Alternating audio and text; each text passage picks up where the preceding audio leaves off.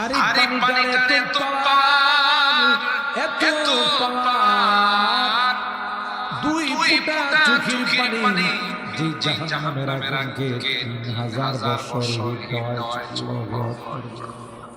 ওই 1000 বছর হিট দেওয়ার পর আগুনের কালার লাল টকটকে হয়ে গেছে।